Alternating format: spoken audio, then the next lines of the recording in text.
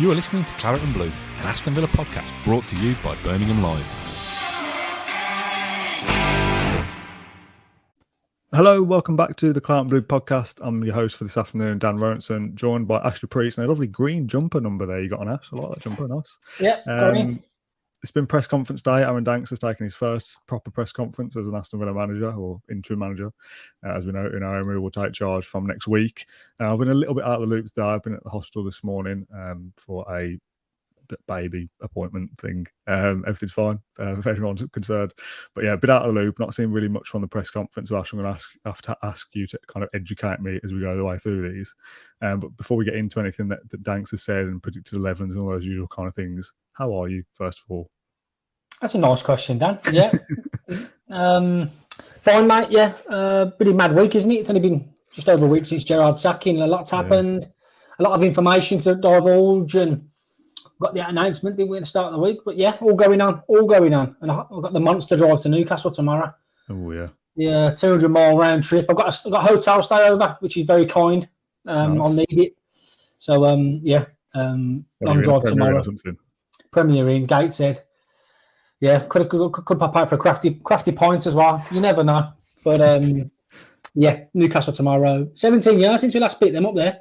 Is it? 17 years. When we was going to get to our predictions, I don't know what I was going to say for Villa, because I feel like they're a bogey team for us. Proper bogey team. Good start, that is. 17 years, bloody hell. How old have I been then? It's been 10. Was that 2005 then? Yeah, I was 14, I was. 2010, wow. 2005. Anyway, I know I'm as much in the loop that I know it's Newcastle tomorrow. I know that much. My chair's falling apart. Let's get into it then. Press conference. As I said, Aaron Danks' his first proper press conference. Obviously, there wasn't one for Brentford last week with it being a Thursday game, and obviously Gerrard was sacked on that Thursday. Incidentally, by the way, I think this is our 6th or 7th podcast since the Gerrard sacking. It felt like a very full-on week for us. I saw all our stats yesterday, like, your views are higher than ever. So we've uploaded 1 million videos. Everyone watched the Guillaume Balaguer one yet? That's a must-watch. Must watch, yeah. Great work from John Townley, really, really good. The Unai Emery announcement video that we did the night that he was announced, again, me and John did that on the evening that he was confirmed. I think that did like 18,000 views or something, which was like, well, stand out as like a really good number for a podcast. Then the Guillaume Balaguer one that we did the day after or the day after that did like 15 or 16,000 views, which again is kind of unprecedented for a podcast like that. 20 minutes, short, sharp, but really informative, really worth your time going to watch that. So if you're not seeing it, I'll ping a link below. You can go and listen to it after this. Unai Emery won't be in charge tonight. As we know, it's Aaron Danks tomorrow. Sorry, it's Aaron Danks again. We'll talk about team selections and stuff in a bit. But the presser overall, generally, what was he like, and what was the mood like in Bodymore compared to recent weeks? Yeah, great guy, Aaron Danks. Nice seeing a fellow Brummie in the hot seat as well. Nice guy. Really, really good. He was absolutely shattered last week after that. I know he did a lot of jumping on the sideline with the goals flying in, and he took a moment towards the end. He really went up to the Holton, didn't he? And he was saying, he was looking around, he was trapping the fans, and he kept seeing someone he knew. He kept seeing familiar faces. Oh, there's Davis. Kept seeing people out the blue. So very emotional for him and the coaching staff. Had a bit of get together in one of the lounges at Villa Park afterwards. A couple of beers, nice bite to eat, and all the family got together. So nice for them to revel in that moment. Very special. He was asked about, do you fancy being the number one? It's a pretty decent win ratio so far. But he hasn't thought about that. He's a coach first and foremost. He said, ask me next week after the Newcastle game whether I fancy cracking it at some stage. A massive bumblebee in the window. Like you wouldn't believe. Like big. But he can't get in because the window's closed. Put me off, that did. You should have had a good link there about like beating the bumblebees last Villa week. Buzzing. Yeah, I know. Yeah, Villa Buzzing. Nice. Good. But Danks is in great form. What else do you go into detail about? Unai Emery hasn't spoken to him yet. He hasn't been in contact. Great question. Good time here from Kennel195. Did Danks say if he's been in touch with Unai much? And again, I'll ask you about Unai in a sec. But yeah, no conversations between them two as far as you know from Danks himself. No. Danks admits Danks' phone has blew up off the back of last week. So he's only just finishing responding to people now. I imagine Dean Smith's probably texted him. Probably Gerrard's probably texted him as well, wishing him well done. But no contact with Unai Emery. I think that's fair, really. It's been a bit of a whirlwind week for both of them, for Unai and for Aaron as well. So leave him to it. I think Unai must have been in touch with the analyst departments, get some videos sent across, do his own work before he comes in next week. Yeah. And so we'll have a keen eye on it tomorrow. Unai, I think he's still in Spain at the moment. We'll get an update on Monday with regards to his backroom staff. A big backroom staff coming along, Dan. Lots of people he trusts, and I best sharpen up on my Spanish, I think. I best slow down a bit at press conferences. I'm a million miles an hour. So I best, I'll be on best behaviour for Unai. I'll speak clearly, hopefully.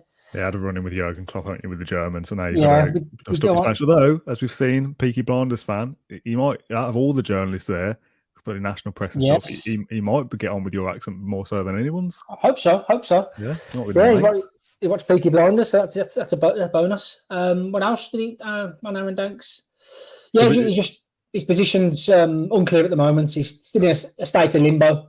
Aaron Danks, Neil Cutler, Austin McPhee are the three that don't know where the futures are at the moment. So that'll be made more clear in the coming days. And that's where we're at.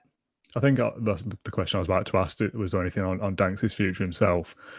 It's nice having that little bit of go-between at their kind of club appointments now that they've survived Stephen Gerrard being sacked, survived Dean Smith being sacked. And if the worst comes to worst, and we're talking about Unai Emery being sacked in however long down the line, Danks, Cutler and McPhee are kind of go-betweens now to bring some kind of consistency to the club in terms of staff above them, in Perslow, etc. Then these coaches are kind of always around the place.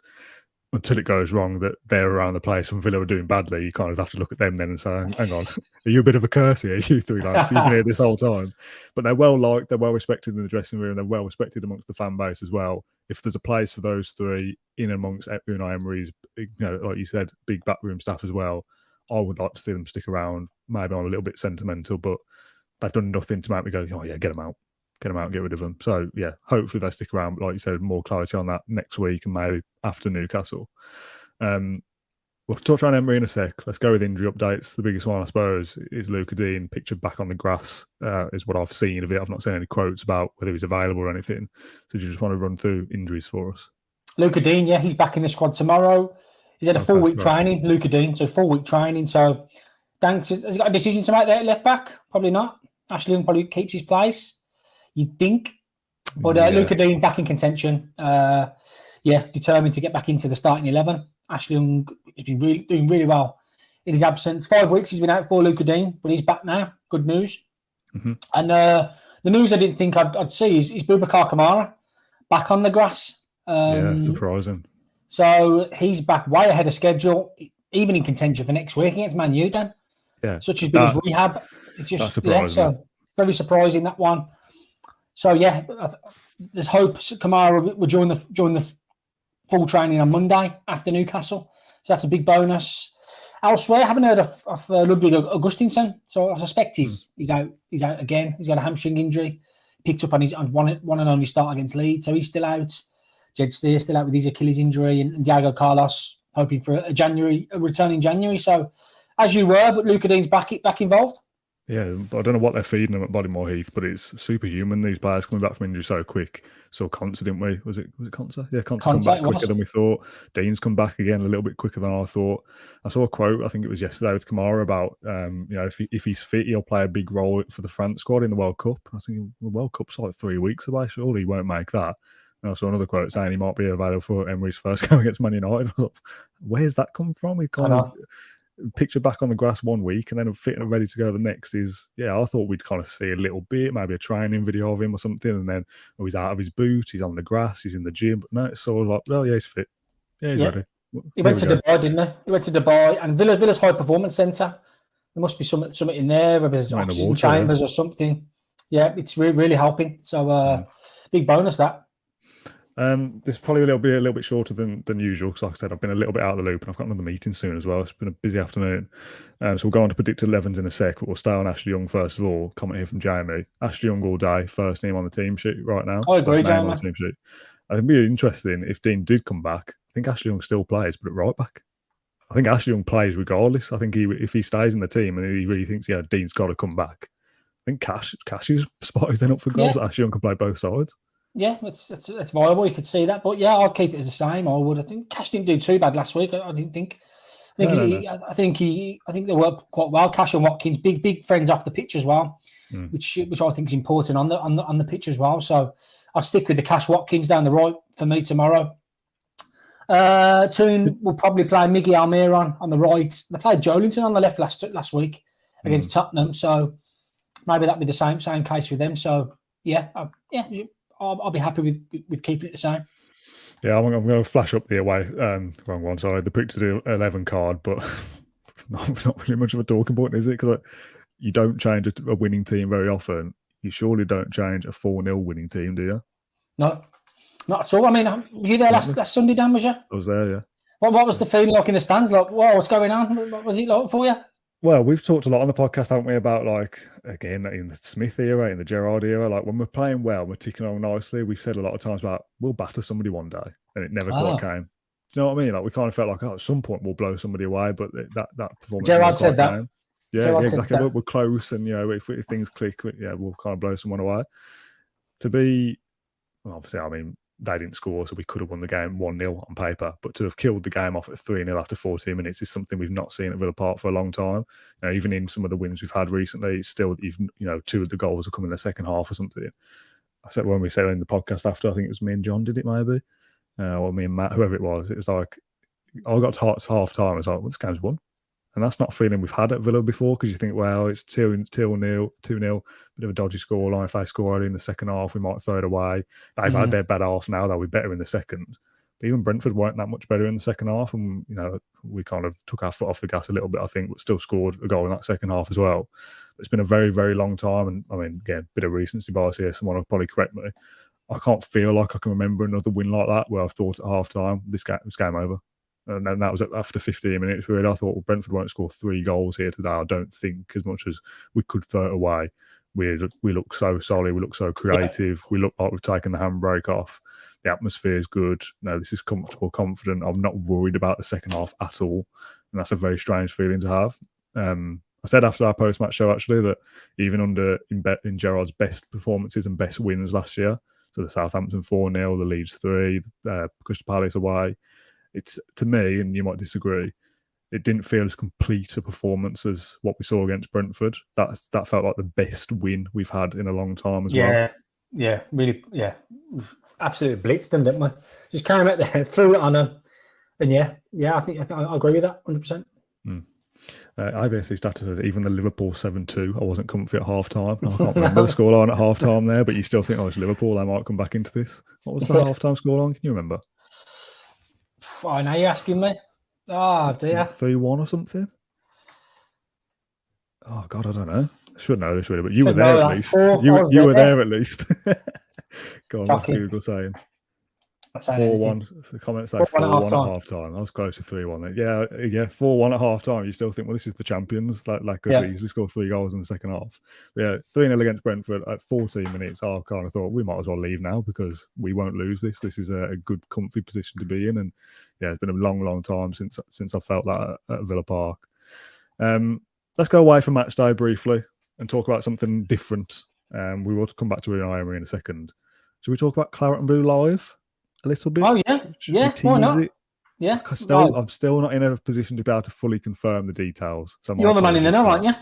I'm the man in the know. I'm the IT car on the situation. So, Claret and Blue Live, I did a tweet about it a couple of days ago and people thought it was a live stream and saying, what time is this on? Where do I tune in? And I was like, no, it's not that. So, obviously, the Villa View Live was something I was a part of a couple of years ago where it was a live event that you come to, live Q&A, podcasts, raise some money for charity, etc.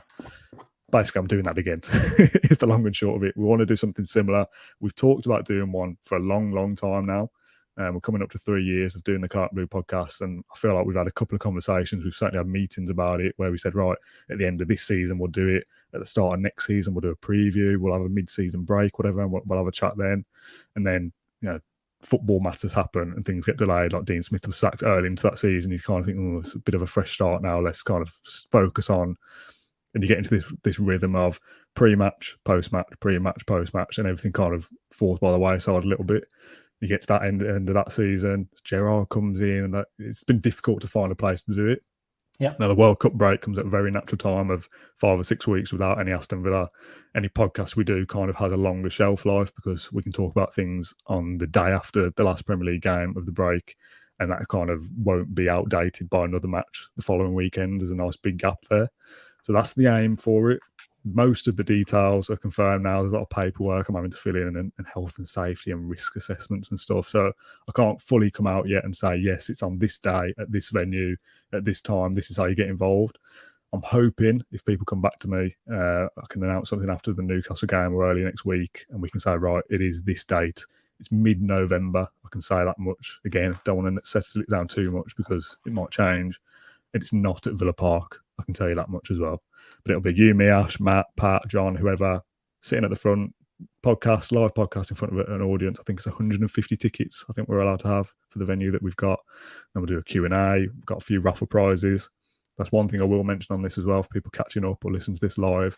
If you're a company or you're on Etsy or you're a brand or anything like that, if you want to get involved and donate some prizes, shirts, prints, bobble hats, whatever it might be, wristbands, anything, send me an email. Again, my email is in the description below or below this tweet. If I put this out on Twitter, contact me if you want to give something away in return for a bit of promotion.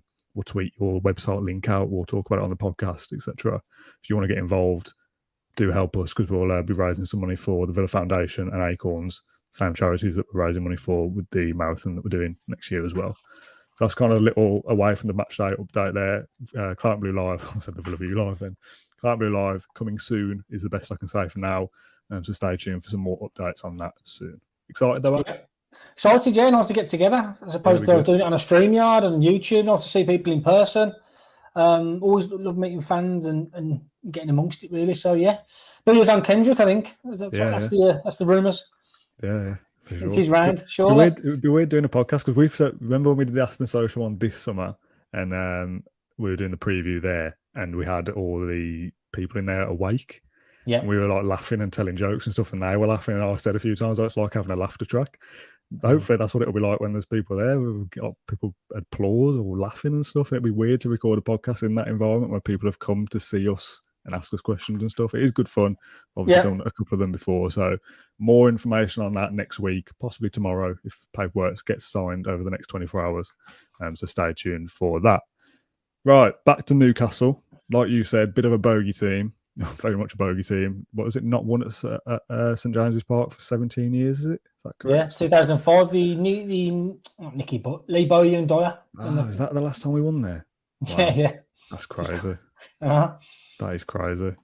I don't know how I feel about it. I would have come out and just said, let's have another win to back up last week's performance. But obviously Newcastle are a different beast to Brentford at home. I backed Brentford last week, I can't believe that. Yeah, we all did, I think. We didn't do a match preview last week because obviously Gerald was sacked on a Thursday night and there was no pre-match presser. So we didn't do a proper sit-down podcast about Brentford, but I think we were chatting away from it and we all predicted us to lose, I think. Well, one of us might have said a draw. So St James's Park, Saturday, first 3 o'clock kickoff for a while, not on TV. Hopefully that breaks a bit of a jinx as well.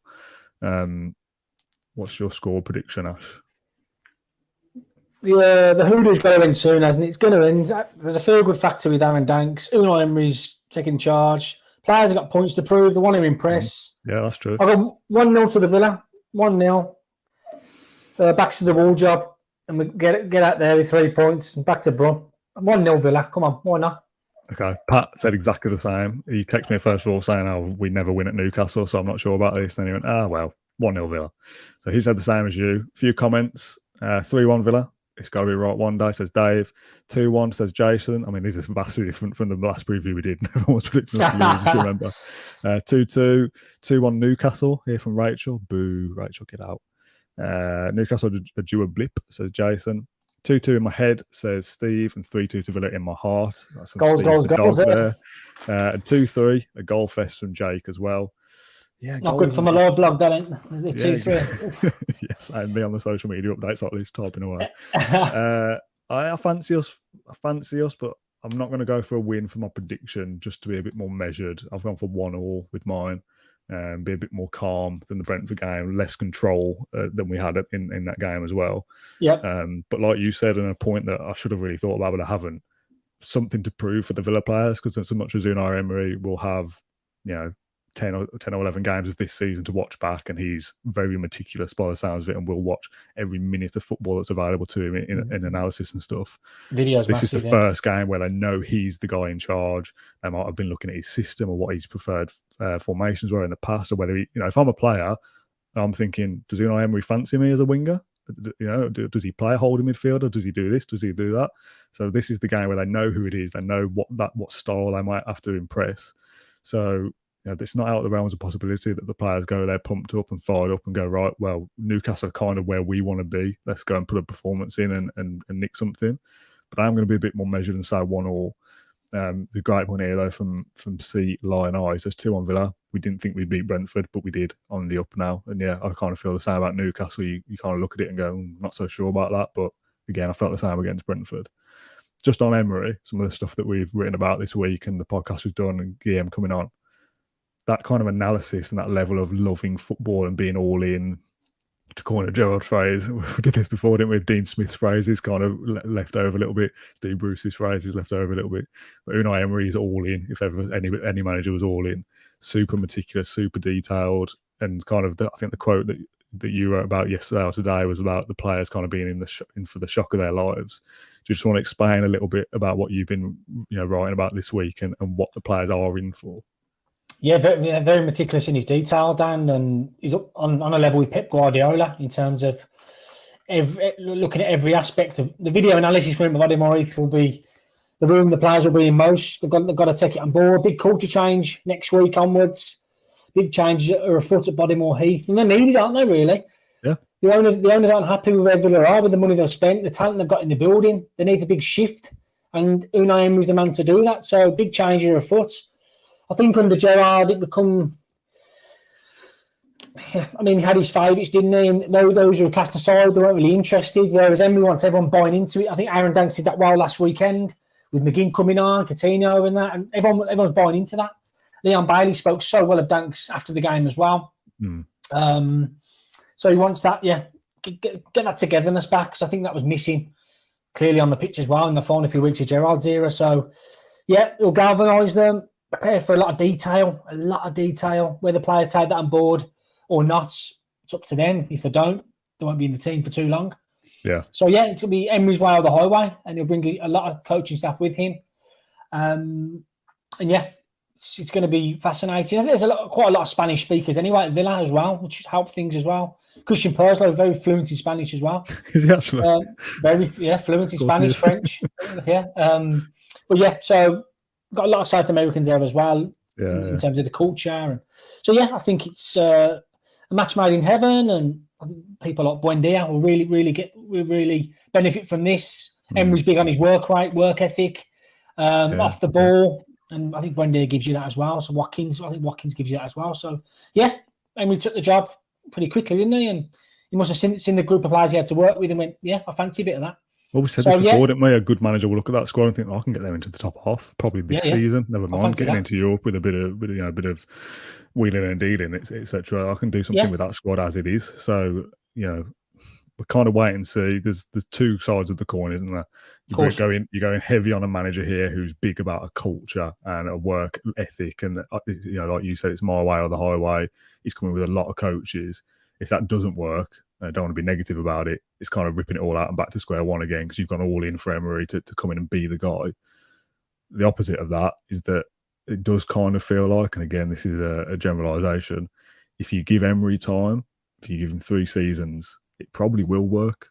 If he can buy the right players to fit the way he wants to play, and they take the stuff on board that he's telling them, and he can improve the players we've already got, it should work at some point on paper. I know you could kind of say that about every manager, but to have somebody so clued up on the details and the tactical side of the game, he's been able to do it in Spain. He did a pretty good job at Arsenal, all things considered, where they were at the time. He did. Looking back with hindsight, there was a couple of Arsenal fans that worked with us in the video department, and they were like, "Good luck, Dan, with Emery." He made me hate football. And it's like, well, it's a different time for Arsenal. They expected just to get back into the Champions League straight away and quite defensive and this kind of thing. But I saw some stats in the week. If you look at Emery's win percentage across his career, if he had his lowest win percentage, wherever that was, I can't remember, forgive me, that would still make him one of the 3rd best Villa manager ever or something. at like 48% or something like that. I can't remember what it was. AVFC stat, if you're still watching, you'll have that stat somewhere. But like I say, it feels like if you give him time and you're patient, you get him to buy the players that he wants, he gets buy-in from the players that are still there, and they take on board what he's telling them and what he's coaching them. It should work in theory. I just don't want it to be that 10 months down the line we're going, oh, you know what, this Unai Emery guy, he wants to change too much too quickly. Player power comes out of nowhere and they don't like him or get on with him, and we are back to square one. I don't want that to be the case. In terms of the players, very quickly, because I've got to go soon, who do you think benefits the most from an Unai Emery kind of manager? You know, a tactician, someone that's going to give them loads of information. And the flip side of that, who is going to be maybe concerned about their future, thinking, I'm not sure I'll fit in here. The big beneficiary, I did mention Buendia, didn't I? But Douglas Luiz could be an interesting one. He did really well last week, Douglas, playing alongside Duncan. Really suited him. Douglas was allowed to express himself a bit more as well. So maybe that. I think Douglas, he had time in the league as well, didn't he, Douglas Luiz, before? So he'll know what Emery's all about. Got a big heart as well, so he want to give his all. Just on new contracts.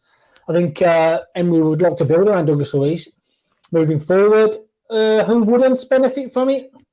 Tough to say. There's no real egos. Yeah, there's no really. I don't think Villa haven't got many egos. I don't think there's not really many bad eggs. I wouldn't say amongst the group. I'd be a bit worried about Coutinho. Coutinho's the obvious one. A very obvious Gerrard man, a player that's ending the end of his career. Emery Buendia is the obvious replacement for him. Who probably is an Emery player. So out of all of them, I think Coutinho is probably the one that springs to mind as, you know, maybe not being around for too long. Danny Ings as well, possibly. Again, just as an older player. But if Danny Ings is going to score you 15 goals a season, you'll find a place for him. Yeah, Coutinho, he's not an ego. He ain't got a big ego at all. He's just a confidence player, Coutinho. Yeah. So I'll be fascinated to see how Emery looks after him. Physically, can Coutinho do it in the Premier League now? I have my doubts. But yeah, I'd be fascinated to see if you can get the best out of him, because obviously Christian Purslow and the board believed they got the deal over the line to bring Coutinho in the summer, and it hasn't really worked. So that'd be one to keep an eye on. And yeah, he'll be back in January as well. So I think all the players now in the squad will have one eye on trying to keep the place and remain at Villa, because otherwise I think Emery will have the cash to spend in January to make a few signings. So yeah, everyone should be on notice really and looking to impress the new manager. So yeah, exciting area, Dan. We're looking forward to it. Should have an unveiling next week, back end of next week at Villa Park as well. And yeah, exciting times. So yeah, I'll brush up on my Spanish as well, maybe. Might try and surprise him. Yeah, I like it. I'd love you to ask the first question in Spanish. I'd absolutely love that. Get Duolingo on the go, mate. Let's get Duolingo to sponsor the podcast so we can all learn Spanish. Yeah. We'll call it a day there because I've got a meeting at 4:45. So Ash, thank you very much for joining me this afternoon. I appreciate it as always. In terms of tomorrow night's podcast or tomorrow evening's podcast, I'm actually going to my parents' house again for our annual Halloween party. So I might have to do it in fancy dress, to be honest, depending on what time we do the show. What's a costume, Dan? Come on. What's a costume? Well, I can tell you because my parents won't be watching this and none of my family will. We don't do like scary costumes, so we normally do like film characters and stuff like that. Yes. So last year, me and my fiance were Harry Potter and Voldemort, so we do like a double act. This year, we're Willy Wonka and Augustus Gloop. You can guess at which one's going to be who, the size of me. No, I'll be Willy Wonka. Bought a horrible, stupid costume off Amazon, but yeah, I might do the podcast in that if times don't allow. It'll either be you and me, because it's obviously an away game, it's not on TV, or maybe I'll get John Townley to do it. John Ainsley will be helping me with Claret and Blue. That's why his name's on the tip of my tongue. John Townley might be doing it with me, so stay tuned for that. I don't know, 6 o'clock or something from St James's Park tomorrow night. And then the next podcast we do will probably be Monday or Tuesday. And I want to do something like the 7 things in Unai Emery's Aston Villa in try or something like that. And we'll pick 7 things that he needs to do in his first month or whatever. And look at the kind of task ahead for him. So Ash, thanks for your time. Thanks everyone for tuning in. As always, we do appreciate it. We'll be back tomorrow evening for the post-Newcastle show. Thank you very much for watching and we'll see you then. Thank you for listening to Claret and Blue, an Aston Villa podcast. If you enjoyed today's episode, then please do let us know. We love hearing your feedback. We'll be back soon with another episode, but until then, up the Villa.